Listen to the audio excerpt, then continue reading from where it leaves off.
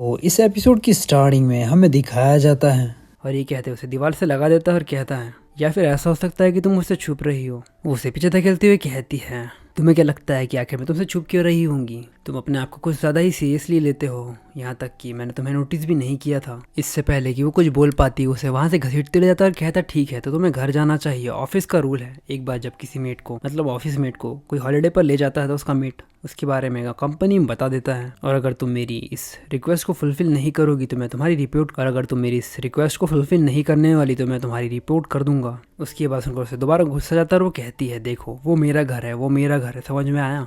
और तुम्हारे पास सिर्फ वो ऑफिशियल मैरिड और तुम्हारे पास वो रूल्स है जो कि एक ऑफिशियल मैरिड में होते हैं। तुम बस हमेशा उससे मुझे धमकाया करते हो और कुछ नहीं। और इसके बाद हमें उन दोनों को गाड़ी में दिखाया जाता है। वो कहती है जैसे कि तुम देख ही सकते हो मेरे पास भी एक ऑफिशियल मीट है, मतलब उसका पार्टनर होगा, शादी वादी हो गई होगी इनकी। वो उसकी तरफ ब्लश करते हुए देख रही थी और कहती है ये आदमी कई सालों से मेरा दुश्मन था, लगभग 20 सालों से। और दूसरी बात ये लिंग फैमिली से है जो कि हमेशा जिन फैमिली की कॉम्पिटिटर रही है और अगर एक प्रकार से देखा जाए तो हमारे डियरेस्ट एनिमी है। वो उसकी तरफ देखता और कहता आखिर तुम मुझे इस तरीके से क्यों देख रही हो, क्या तुम मुझसे ऑब्सेस्ड हो गई हो? उसकी बात सुनकर उसकी तरफ देखती और ब्लश करती है। इसके बाद लगभग हमें 10 साल पहले का समय दिखाया जाता है जहाँ पर ये दोनों छोटे होंगे और अब इस बार हमें इसके छोटे रूप को दिखाया जाता है। उसके हाथ में कैटरपिलर होती है। वो कहती है तुम्हारी हिम्मत कैसी हुई ब्रदर की फैमिली से लड़ाई करने की? अब तुम मेरे कॉम्पिटिटर हो तो मुझे लगता है कि मुझे तुम्हें इस कैटरपिलर से जरूर डरा ही देना चाहिए। वो उसकी तरफ देखता और कहता है कि तुम मुझे इस तरीके से क्यों देख रही हो, क्या तुम्हारा क्रश है मुझ पर? उसकी बात सुनकर उस कैटरपिलर को वो अपने हाथ में ही दबा लेती है और वहां से भाग जाती है। और उसके बाद हमें दोबारा ऐसा ही सीन दिखाया जाता है जहाँ पर वो किसी लड़की से बात कर रहा होता है और उसने उसे देख लिया होता है और उसे रिकॉर्ड भी कर रही होती है। वो अपने मन में कहती है देखो इस बार तो मैंने तुम्हें पकड़ ही लिया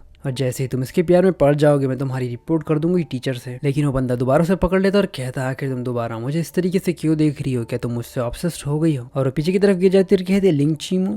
और इस बार अपना चेहरा दूसरी तरफ कर लेते और कहती ये आदमी जो तुम मेरे सामने देख रहे हो लगभग मुझे 10 साल से परेशान करते जा रहा है। और वो कहती है ओ तो तुम सच में बहुत ही ज़्यादा बेशर्म हो और अब तुम मेरे घर में रहते हो, यहाँ तक कि मेरे घर का खाना भी खाते हो।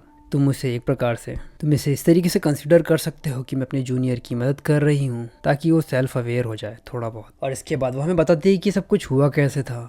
एक बार जब इसकी फैमिली में फालतू की चीज़ें चल रही थी, मतलब लड़ाई झगड़ा होगा भाई ज़मीन जायदाद के लिए, उसके घर वालों ने उसे बेदखल कर दिया। इस बार मुझे इस पर दया आ गई और इसीलिए मैंने उसे अपने पास रखना शुरू कर दिया। ये ऐसा इसलिए नहीं है क्योंकि मुझे इस पर दया आती है, ना ही ये सिर्फ ऐसा इसलिए है क्योंकि वो मेरा ऑफिशियल मेट है, मैं बस ये उस पर एहसान कर रही हूँ। और इसके बाद हमें दिखाया जाता है उसे घर पर जो कि अब बेड पर होती है। तो अगर आपको ये एपिसोड पसंद आया हो तो ज़्यादा से ज़्यादा लाइक करें और कमेंट करें ताकि मैं नेक्स्ट एपिसोड जल्दी से जल्दी डाल पाऊँ। अगर आपको मेरा कंटेंट पसंद आया तो प्लीज़ चैनल को सब्सक्राइब करना ना भूलें।